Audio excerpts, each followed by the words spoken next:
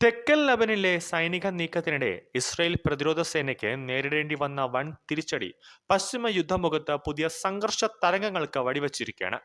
തെക്കൻ ലെബനൻ അതിർത്തി ഗ്രാമമായ മസ്ദാൽ സൂണിൽ നടപ്പിലാക്കിയ തിരച്ചിൽ ദൗത്യത്തിനിടെ വിന്യസിച്ചിരുന്ന IED സ്ഫോടനത്തിൽ 2 റിസർവ് സൈനികർ കൊല്ലപ്പെടുകയും 4 പേർക്ക് ഗുരുതരമായി പരിക്കേൽക്കുകയും ചെയ്തതായി ഇസ്രയേൽ ഔദ്യോഗികമായി സ്ഥിരീകരിച്ചിരിക്കുകയാണ്. ഹിസ്ബുള്ളയുടെ സൈനിക ഇൻഫ്രാസ്ട്രക്ചറുകളും ആയുധ സംഭരണ കേന്ദ്രങ്ങളും ലക്ഷ്യമിട്ട് ഇസ്രയേൽ സേന പ്രദേശത്ത് ശക്തമായ കടന്നുകയറ്റം നടത്തുന്നതിനിടയിലാണ് മുൻകൂട്ടി തയ്യാറാക്കിയ സ്ഫോടക വസ്തു പൊട്ടിത്തെറിച്ചത്. ഹിസ്ബുൾ നിരന്തരം ഉപയോഗിക്കുന്ന ഗറില്ല യുദ്ധതന്ത്രത്തിന്റെ ഭാഗമായാണ് ഇത്തരം സ്ഫോടനങ്ങളെന്ന് പ്രതിരോധ വിദഗ്ധർ വിലയിരുത്തുന്നു. അപകടത്തിൽപ്പെട്ട സൈനികരെ മേഖലയിൽ നിന്ന് അടിയന്തരമായി വ്യോമമാർഗം ആശുപത്രിയിൽ എത്തിച്ചെങ്കിലും 2 പേരുടെ ജീവൻ രക്ഷിക്കാനായില്ല. സംഭവം നടന്ന ഉടൻ തന്നെ ഇസ്രായേൽ സൈന്യം അതിശക്തമായി തിരിച്ചടിച്ചു. തെക്കൻ ലെബനിലെ ഹിസ്ബുള്ള കേന്ദ്രങ്ങൾക്ക് നേരെ വൻതോതിലുള്ള വ്യോമാക്രമണങ്ങളും പീരങ്കി ആക്രമണങ്ങളുമാണ് ഇസ്രായേൽ അഴിച്ചുവിട്ടത്. അതിർത്തി ഗ്രാമങ്ങളിൽ വൻ പുകയും നാശനഷ്ടങ്ങളും സൃഷ്ടിച്ചുകൊണ്ട് ഇസ്രായേൽ പോർ വിമാനങ്ങൾ തുടർച്ചയായി ബോംബ് വർഷം നടത്തി.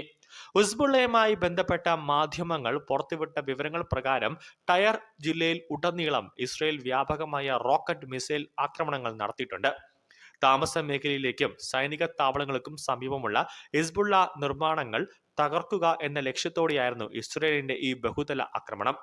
മസ്ദാൽ സോൺ ഗ്രാമം അതിർത്തിയിൽ സ്ഥിതി ചെയ്യുന്നതിനാൽ തന്ത്രപ്രധാനമായ ഒരു കവചമായാണ് ഹിസ്ബുള്ള ഇതിനെ കാണുന്നത്.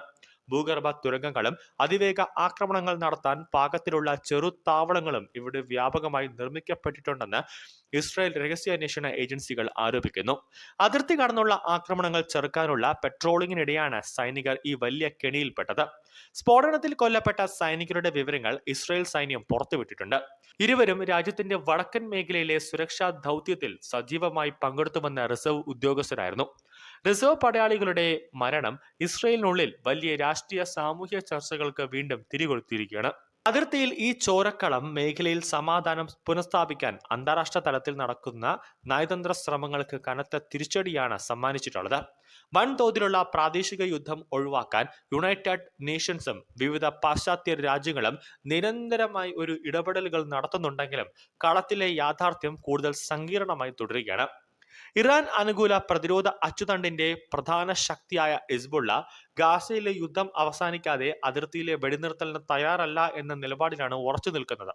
ഇസ്രയേലിന്റെ വടക്കൻ അതിർത്തി ഗ്രാമങ്ങളിൽ നിന്നും 10,000-കണക്കിന് പൗരന്മാരെ ഒഴിപ്പിക്കേണ്ടി വന്നത് ഇസ്രയേൽ ഭരണകൂടത്തിന്റെ വലിയ രാഷ്ട്രീയ സമ്മർദ്ദമാണ് ഉണ്ടാക്കുന്നത്. ഇസ്രയേൽ കരസേന ലബനൻ അതിർത്തിക്കുള്ളിലേക്ക് കൂടുതൽ ആഴത്തിലിറങ്ങി ആക്രമണം നടത്താൻ ആലോചിക്കുന്നതായി റിപ്പോർട്ടുകളുണ്ട്. എന്നാൽ ഹിസ്ബുള്ളയുടെ പക്കലുള്ള ആധുനിക ടാങ്ക് വിരുദ്ധ മിസൈലുകളും കൃത്യതയാർന്ന സ്ഫോടക വസ്തുക്കളും ഇസ്രയേൽ സേനയ്ക്ക് കനത്ത വെല്ലുവിളിയാണ് ഉയർത്തുന്നത്. മസ്ദാൽ സൂണിലെ സംഭവം ഇതിന്റെ തെളിവായി ചൂണ്ടിക്കാണിക്കപ്പെടുകയാണ്. ടയർ മേഖലയിലെ ആക്രമണങ്ങളിൽ നിരവധി വീടുകളും അടിസ്ഥാന സൗകര്യങ്ങളും തകർന്നിട്ടുണ്ട്.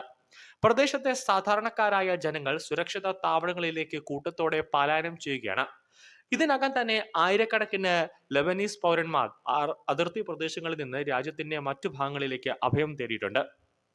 വ്യോമാക്രമണങ്ങൾക്കൊപ്പം തന്നെ പീരങ്കിപ്പടയെ ഉപയോഗിച്ച് തുടർച്ചയായി അതിർത്തി ഗ്രാമങ്ങളെ ഷെൽ ആക്രമണത്തിന് വിധേയമാക്കുന്നത് ഹിസ്ബുള്ള പോരാളികളുടെ മുന്നേറ്റത്തെ തടയാൻ വേണ്ടിയാണെന്ന് IDF വ്യക്തമാക്കുന്നു.